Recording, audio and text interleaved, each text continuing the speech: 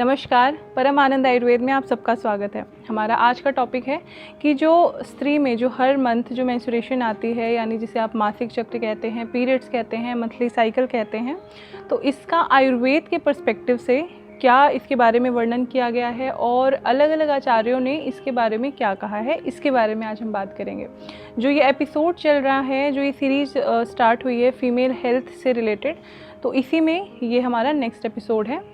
जो पिछले एपिसोड तक हमने बात करी थी वो एक जर्नल था जो कि मॉडर्न मेडिकल साइंस के अकॉर्डिंग भी है, और एक जर्नल उसमें बातें बताई थी। अब आज से जो एपिसोड्स जो आएंगे उसमें आपको आयुर्वेद से कनेक्ट करके, यानी आयुर्वेद में जो मेंस्ट्रुएशन साइकिल होती है उसको क्या कहा जाता है, उससे रिलेटेड क्या बातें हैं, वो सारी आज अब जो धीरे धीरे जो भी एपिसोड्स आएंगे उसमें हम बात करेंगे।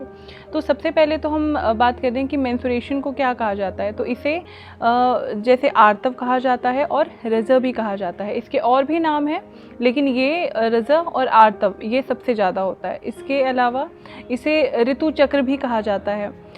जैसे सबसे पहले हम ये देखेंगे कि इसको अलग अलग आचार्यों ने क्या इसके बारे में वर्णन किया है। जैसे आचार्य सुश्रुत जी ने कहा है कि जो मेंस्ट्रुएशन साइकिल होती है वो बेसिकली स्टार्ट कौन सी एज में होती है। उन्होंने कहा है कि 12th एज में, यानी जब लड़की 12 साल की होती है, जब प्यूबर्टी के एज में पहुंचती है तो उस समय शुरू होती है।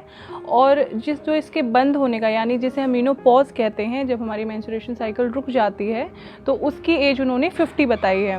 और सेम ही ऐसी इनकी बात को सपोर्ट करते हुए वाग्भट जी ने भी ऐसा ही वर्णन किया है। लेकिन जो आचार्य कश्यप जी हैं उनके जो व्यूज़ हैं इसको लेके वो थोड़े अलग हैं। जैसे कि जो उन्होंने जो स्टार्टिंग एज ऑफ मेंस्ट्रुएशन बताई है वो उन्होंने 16 साल बताई है, और जो एंड ऑफ मेंस्ट्रुएशन साइकिल है, यानी जिसे मेनोपॉज कहते हैं, वो उन्होंने 50 ऑलमोस्ट ही बताई है। तो इन मॉडर्न साइंस भी हम क्या बोलते हैं कि 10 to 16 ईयर्स जो होती है ये एज होती है आपकी स्टार्टिंग एज ऑफ मेंस्ट्रुएशन, यानी इस टाइम बेसिकली मेंस्ट्रुएशन आ जाती है। और जो एंड बताया है, यानी जो मेनोपॉज का टाइम बताया है, वो भी बताया है 45 to 55, इन्होंने इतना गैप दिया है, तो ये इन्होंने मेनोपॉज का समय बताया है।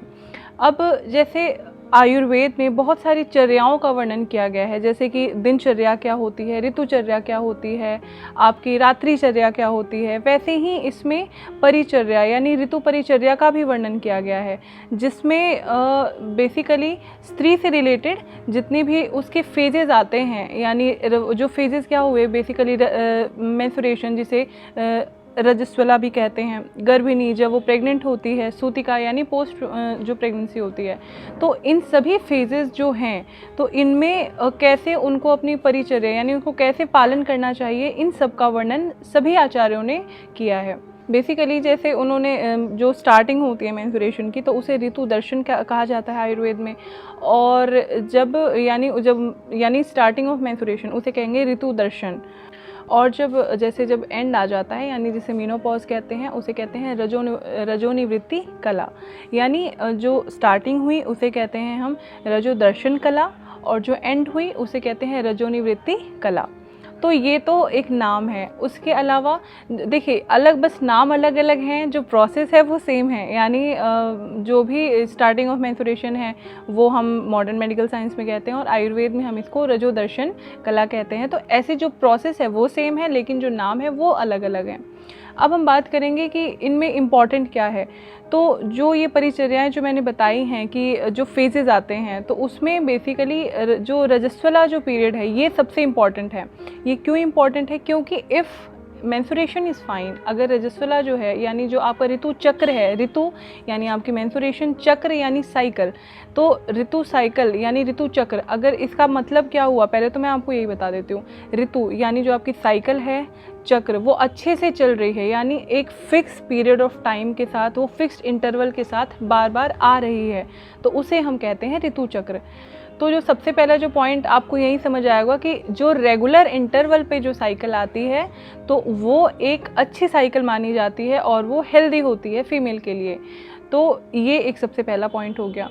इसके अलावा और भी, जैसे अगर हम इसके फेजेस की बात करें कि अब मेंस्ट्रुएशन साइकिल में बेसिकली हम क्या बात करते हैं कि कितने टाइप के फेजेस होते हैं। 3 टाइप के फेजेस होते हैं। मेंस्ट्रुएशन फेज होता है जिसमें आपको ब्लीडिंग आती है जब आपके पीरियड्स का टाइम होता है, उसके बाद कौन सा फेज़ आता है आपका फॉलिकुलर फेज़, यानी ओवुलेशन फेज़ भी कहते हैं, प्रोलिफरेटिव फेज़ भी कहा जाता है उसे, जिसमें एक स्त्री कंसीव करने के लिए उच्चतम सीमा पे होती है, जब वो ईजिली कंसीव कर पाती है। जो आपका सबसे लास्ट वाला फेज़ वो कौन सा आता है, ल्यूटियल फेज़, यानी जिसमें इफ़ अगर स्त्री ने जैसे बीज धारण कर लिया है तो उसके बाद जो ये सबसे लास्ट वाला फेज़ होता है, इसमें वो ईजिली कंसीव कर जाती है, यानी इम्प्लांटेशन हो जाती है। जो इससे पहले वाला फेज़ था उसमें उसने बीज ग्रहण किया था, लेकिन जो लास्ट वाला जो फेज़ है इसमें क्या किया, इम्प्लांटेशन हो रही है। अगर उसने कंसीव किया है तो बेबी वहाँ पे धीरे धीरे ग्रो करना शुरू हो जाता है। तो ये तीनों फेज़ हैं। अब आयुर्वेद में इसको क्या कहा गया है, इसके बारे में हम जानते हैं। आयुर्वेद में भी फेजेस 3 ही हैं, फेजेस उसके 3 ही हैं। जैसा मैंने अभी आपको बताया कि नेम बस अलग अलग हैं, लेकिन जो कार्य है, जो प्रोसेस है वो सेम है। तो जो सबसे पहला फेज़ है वो क्या हो गया, रजस्व कला, यानी इसमें क्या होती है कि ब्लीडिंग होती है। ये कितने टाइम का होता है, 3 to 5 डेज़, डिपेंड करता है कि किसी किसी को 6 डेज़ का भी होता है और किसी को 2 to 3 डेज़ का भी होता है। तो बेसिकली इसमें ये जो टाइम पीरियड होता है 3 to 5 डेज़ का, इसमें जो स्त्री है वो ब्लीड करती है, यानी जो यूट्रस की जो लाइनिंग होती है वो शेड ऑफ होती है। तो इसे मॉडर्न मेडिकल साइंस में क्या कहते हैं, मेंस्ट्रुएशन फेज़, और यहाँ पे आयुर्वेद के अनुसार इसे कहा जाता है रजस्व कला फेज़। तो ये फेज़ हुआ पहला। अब दूसरे फेज़ की बात करें तो दूसरा फेज़ कौन सा हुआ आपका, ओव्यूलेटरी फेज़, यानी प्रोलिफरेटिव फेज़। ये सबसे इम्पॉर्टेंट फेज़ होता है। इट्स फेज़ जो गुड फॉर कंसेप्शन होता है, यानी इजीली जब कंसीव स्त्री कर सकती है। इसे आयुर्वेद में कहते हैं ऋतुकाल। तो इसमें इसे ऋतुकाल क्यों कहा जाता है, इसका भी एक रीज़न है कि ये समय होता है, इसमें यूट्रस यानी जो गर्भाशय होता है वो स्पर्म यानी बीज को ईजिली ले सकता है। उसमें इतनी एबिलिटी होती है इस समय कि वो ईजिली ग्रहण कर सकता है ताकि वो फर्टिलाइज हो सके, ठीक है। तो इसीलिए इसे ऋतुकाल भी कहा जाता है। वैसे तो जैसे अगर बात करें तो स्त्री कभी भी कंसीव कर ले, लेकिन वाई ऋतुकाल को इतना हम एम्फसाइज़ करते हैं कि आपको इसी टाइम में रिलेशन बनाने चाहिए, आप इसी टाइम में अच्छे से कंसीव कर पाओगे, क्योंकि it's a very good time for conception. आप इस टाइम में बहुत ईजिली कंसीव कर पाओगे, क्योंकि इस टाइम, अब इसका एग्जाम्पल देती हूँ मैं कि वाई इट इज़ इम्पॉर्टेंट। एक आयुर्वेद में इसके बारे में कहा गया है, आचार्यों ने इसके बारे में कहा है कि जिस प्रकार जो कमल का फूल होता है, जब वो आफ्टर सनसेट वो मतलब जो अपना मुंह है वो बंद कर लेता है, वो कंस्ट्रिक्ट हो जाता है, उसी प्रकार जब ये ऋतुकाल निकल जाती है, ऋतु यानी हम सीज़न भी बोल सकते हैं, जब वो सीज़न चला जाता है तो उसके बाद जो वजाइना होता है यानी जो योनि मार्ग होती है तो वो कंस्ट्रिक्ट हो जाती है, जिसकी वजह से वो स्पर्म यानी बीज को अंदर ग्रहण नहीं कर पाती। तो इसकी वजह से जो कंसेप्शन है वो मुश्किल हो जाता है। तो इसीलिए जो ऋतुकाल है इट इज़ वेरी इंपॉर्टेंट, ये बहुत इंपॉर्टेंट होता है फॉर कंसेप्शन। अगर आप कंसीव करना चाहते हो तो आपके लिए ऋतुकाल इज़ वेरी इंपॉर्टेंट, जिसे ओवुलेशन फेज़ कहा जाता है, जो कि आपका हम 4th डे से मान सकते हैं कि 4th या 5th डे से आप 16th डे तक इसको माना जाता है। उसके बाद अब जो सबसे लास्ट वाला जो फेज़ आता है, हाँ यहाँ एक और एक विशेष बात, जो ऋतुकाल में जो स्त्री होती है उसे ऋतुमती कहा जाता है। एंड ऋतुकाल इज़ वेरी इंपॉर्टेंट जैसा मैंने आपको बताया। इसके बाद जो सबसे लास्ट फेज़ आता है जिसे हम ल्यूटियल फेज़ कहते हैं, जिसमें अगर स्त्री ने स्पर्म को ग्रहण किया है तो वो जो फर्टिलाइजेशन हो गई है, अगर वो प्रेग्नेंट हो गई है तो अब इम्प्लांटेशन का टाइम है, यानी यूट्रस में अब वो इम्प्लांट हो जाएगा। तो उसके लिए जो ये फेज़ है ल्यूटियल फेज़, वो खुद को प्रिपेयर करता है और बेबी की न्यूट्रिशन और ग्रोथ के लिए फिर आगे जो प्रोसेस है वो चलता है। आयुर्वेद में इसे ऋतु व्यतीत कला के नाम से जाना जाता है। इसमें सेम प्रोसेस सेम है कि आफ्टर ऋतुकाल ये फेज़ आता है जिसमें जो यूट्रस है इम्प्लांटेशन के लिए खुद को प्रिपेयर करता है। तो अगर बेबी कंसीव हो रखा है, अगर फीमेल ने कंसीव कर लिया है तो वह इम्प्लांटेशन हो जाती है, और अगर इम्प्लांटेशन नहीं हो रही है, जो सबसे पहला फेज़ होता है वो दोबारा से साइकिल रिपीट हो जाती है, यानी मेंस्ट्रुएशन आ जाती है। अगर कंसीव नहीं किया, अगर कंसीव किया है तो फिर वो प्रेगनेंसी कंटिन्यू रहती है।